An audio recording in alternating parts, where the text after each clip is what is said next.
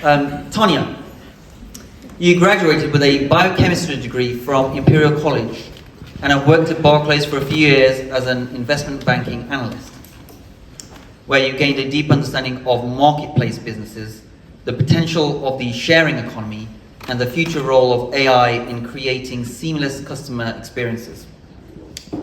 You are now the founder and CEO of FashTech Software as a Service ecosystem, software as a service company called Resale Future, which empowers fashion brands with a resale ecosystem, facilitating the circulation of garments by allowing customers to list items for sale in under 20 seconds. What's been your motivation for leaving a well-paid career in investment banking to building a tech company in the fashion space, and what have been some of the learnings you've gained? Thanks. Thank you for the question. It wasn't that I hated my career in banking. I was one of the weird ones that actually enjoyed it. But you know, when I moved to this country as a teenager, I've always been a fan of fashion, and I saw a lot of inefficiency.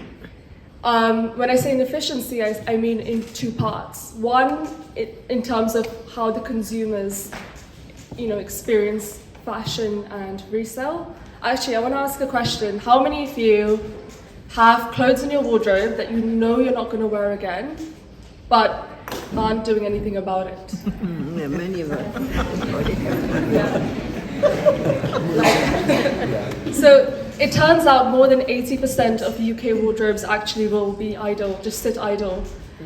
So it was quite sad for me to see that when I was at university, we all lived in the same university halls buying pretty much the same Topshop crop tops and skirts and dresses, but not actually sharing it.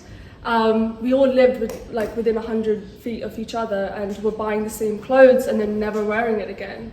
So there was obviously an inefficiency because selling clothes wasn't a convenient process.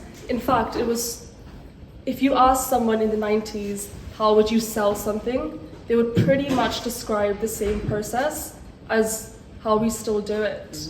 And that is, taking pictures, inputting the data, so the brand, the size, when you bought it, the materials, the washing instructions, and then putting it on eBay. It's pretty much the same way how we do it today, but obviously now the user interface is more beautiful and the website's nicer.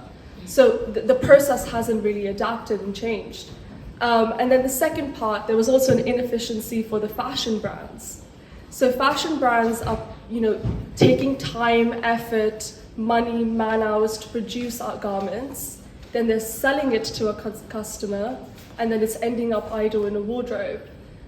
What if I could help brands, monetize on those garments multiple times? They've produced the garment, they've designed something, but unfortunately, it's not being used. Everyone's focused on, attracting new customers. But what if you could use the same garments you've produced once and monetize on it multiple times? So I saw this inefficiency. I just realized that no one was solving it. If I wanted to solve it, I got to do it myself, and that's why I took the leap of faith to build a solution that solves both inefficiencies. Yeah.